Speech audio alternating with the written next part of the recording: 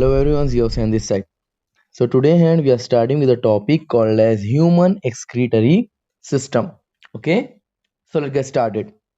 Here, in case of the humans, the excretory system consists of a pair of kidneys, a pair of ureter, a urinary bladder, and a urethra.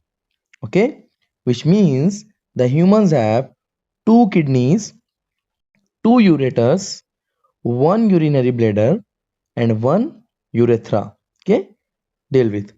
Now, here, kidneys are basically they are reddish brown, bean shaped structure which are situated between the levels of last thoracic and third lumbar vertebrae. Okay, last thoracic and the third lumbar vertebrae, which is close to the dorsal inner wall of the abdominal cavity. Deal with, which means like in the back portion, dorsal inner wall of the abdominal cavity. Now, the each kidney of an adult human measures 10 to 12 centimeter in length, 5 to 7 centimeter in width, whereas 2 to 30 centimeter in the thickness, with an average weight of 120 to 170 gram. Do remember one thing, that the right kidney is slightly smaller than the left kidney. Now, towards the center of the inner concave surface of the kidney, which means if I'm drawing some kidney something like this, so this will be a kidney for me. So towards the center of the inner concave surface of the kidney, there is a notch called as hilum, this one. Okay, so it will be called as hilum, through which the ureter, the blood vessels, and the nerves are entering. And inner to the hilum, there will be a broad funnel shaped. We'll be going through the diagram as well. So inner to the hilum, there is a broad funnel shaped space called as renal pelvis. Okay, called as.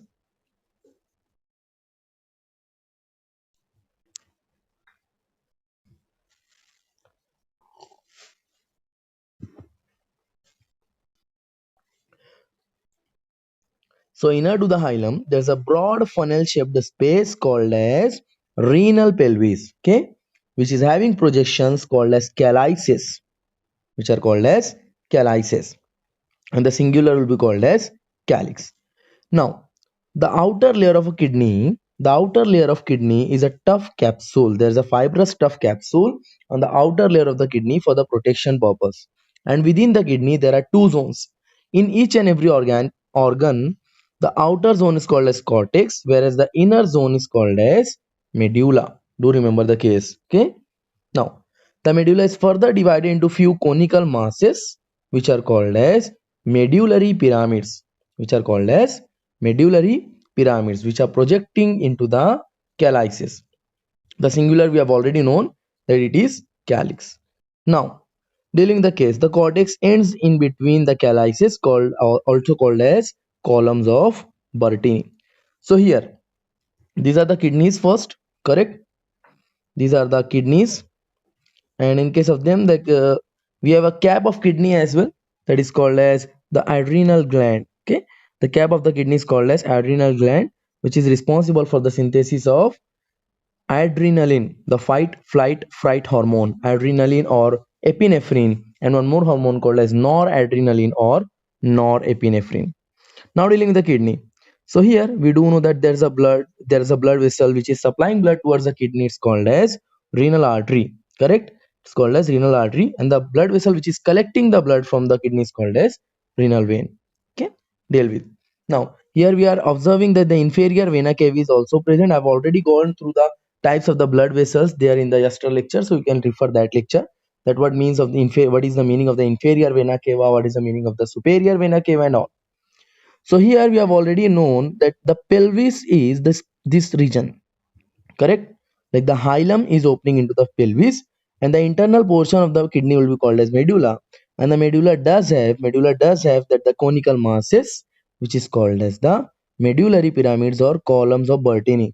These are the conical masses. So deal with the case. Okay, go through. So this is the proper structure of the kidney. Now dealing with the another case, these two openings of the kidneys, I am again going through, like this opening. Okay, so somehow like this opening and this opening. So these two openings are basically, they are called as the ureters. They are called as the ureters. Okay, and these two ureters are opening into a combined urinary bladder. This is combined urinary bladder. Okay, one single urinary bladder is present.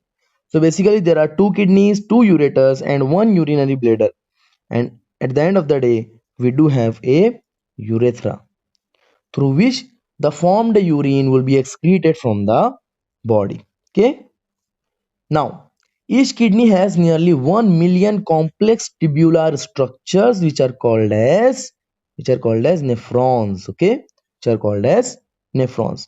And we have already known this, we already do know this, that nephrons are the functional unit of filtration. Okay, deal with.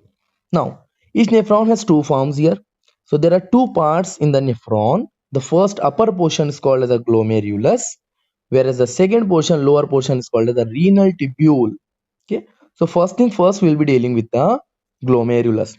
So basically, glomerulus is a tuft of capillaries which are formed by the afferent arteriole and efferent arteriole. Okay. Now, there's a fine branch of the renal artery. The blood from the glomerulus is carried away by the efferent arteriole. So please do remember one thing, that the afferent arteriole is supplying the blood towards the glomerulus, whereas the efferent arteriole is carrying away the blood from the glomerulus. Now the second portion of the nephron is called as renal tubule. So basically, the renal tubule begins with a double walled cup like structure called as Bowman's capsule. It's called as Bowman's capsule, which encloses the glomerulus. So ultimately, like it will be going through around the glomerulus itself. So glomerulus along with the Bowman's capsule is called as the Malpighian body. Okay, the Malpighian body, or one extra name is there called as renal capsule. Again, it is the glomerulus plus Bowman's capsule. So if I am going through the glomerulus plus Bowman's capsule, it will be called as Malpighian body, and you can call it as renal capsule as well. Please do remember the case. Now the tubule continues further to form a highly coiled network that is called a PCT, or we'll be going through the complete full form is called as proximal convoluted tubule. Here a hairpin shaped Henle's loop is also present, and this hairpin shaped Henle's loop is the next part of the tubule, something like this. Okay, it's the next part of the tubule which has a descending and an ascending limb. Okay, so ascending loop of Henle and the descending limb of loop of Henle. The ascending lip continues as another highly coiled tubular region called as distal convoluted tubule, or rather we'll be calling it as DCT. PCT was the proximal convoluted tubule, and the DCT is called as a distal convoluted tubule. Then the DCTs of many nephrons open into a straight tube called as a collecting duct. Okay, so the DCTs of many nephrons are opening into the straight tube called as collecting duct, and many of which are converging and opening into the renal pelvis. Okay, through which the urine will be passed through the ureters, and this pelvis through the from the, like, ultimately again going through this collecting duct will be opening into the medullary pyramids, and these medullary pyramids will be opening into the renal calvis. Then it will be going through the hilum, and from the hilum it will be going to the ureter. Now dealing with the Malpighian tubules. So here the Malpighian corpuscles, PCT and the DCT of the nephron, are situated in the cortical region of the kidney, cortex, the outer portion, in the cortical region of the kidney, whereas the loop of the Henle dips into the medulla. Please do remember, the loop of Henle dips into the medulla.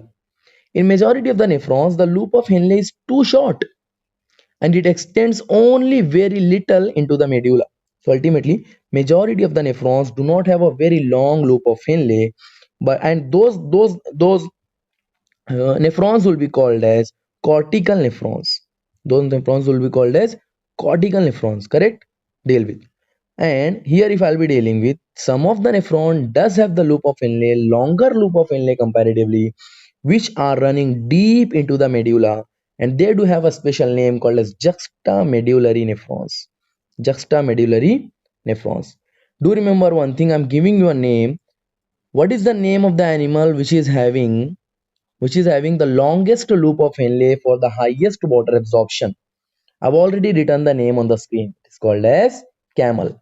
Camel does have the longest loop of Henle in the nephron. Okay, deal with.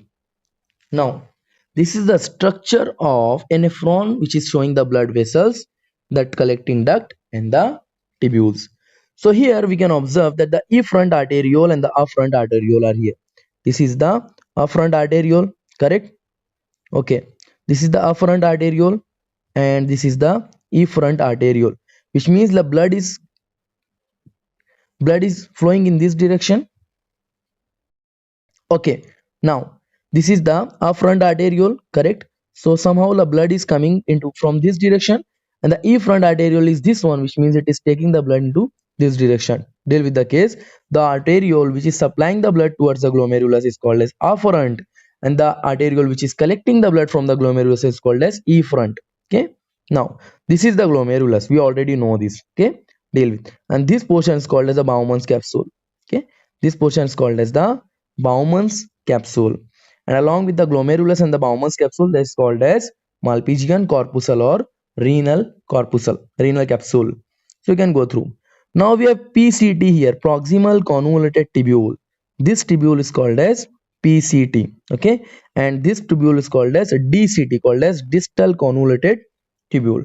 And this U-shaped structure is called as Henle's loop. So somehow if I'm separating them, this will be called as a descending limb of loop of Henle, and this will be called as ascending limb of loop of Henle. Do remember that the animals which need more water absorption, their limb of their loop of Henle will be much longer. Okay, go through.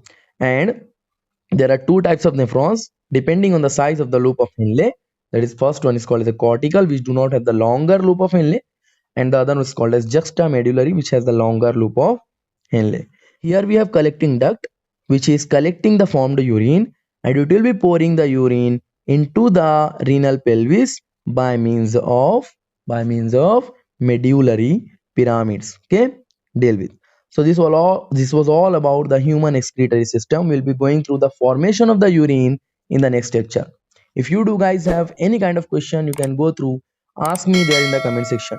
Hopefully this lecture has been beneficial for you guys. Thank you very much for your so much support.